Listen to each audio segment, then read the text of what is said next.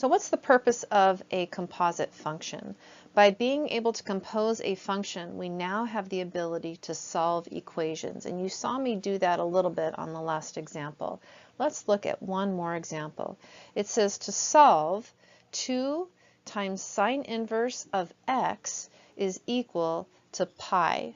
So the first thing I'm going to do is the same thing that I would do even if there wasn't any trig involved in this. For example, what if this said 2x equals 6? Well, in order to get the x by itself, I would need to isolate it, and I would probably divide by 2, divide by 2. This is the same idea. In order to solve for x, the first thing I have to do is get sine inverse by itself. So I'm going to divide by 2 on both sides. That leaves me with sine inverse of x is equal to pi over 2.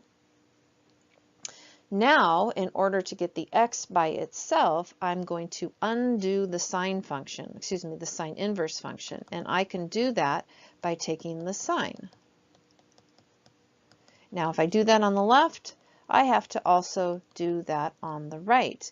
Now, because I'm dealing with an x, I don't have to worry about quadrants because x can be anything I want it to be. That means that the sine and the sine inverse undo each other, and I'm left with whatever the sine of pi over 2 is. So sine of pi over 2, let's imagine where that is on the circle. That's up on the positive y-axis, and that gives me an x value of 1.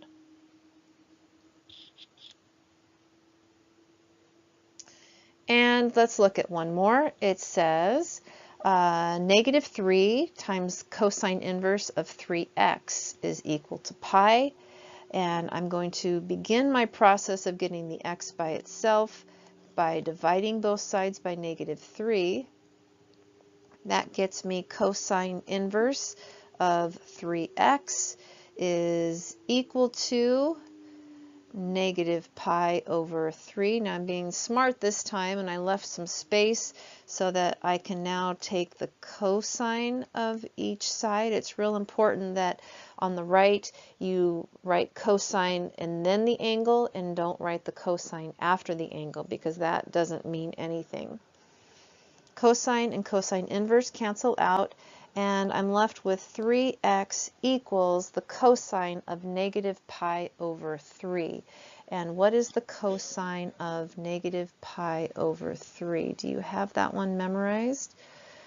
Let's see, here is pi over 6, and pi over 4, and pi over 3, and pi over 3 has an x value of 1/2 and a y value of root 3 over 2. And so negative pi over 3 is just going to be in the 4th quadrant.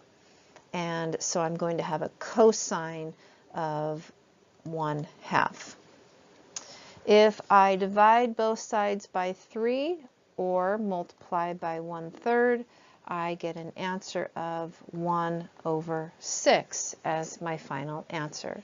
If you have any questions on these, make sure that you ask or you go back and watch the video. It's also really important that in a lot of the examples that you pause the video, you try to do it yourself, and then you come back to check your work.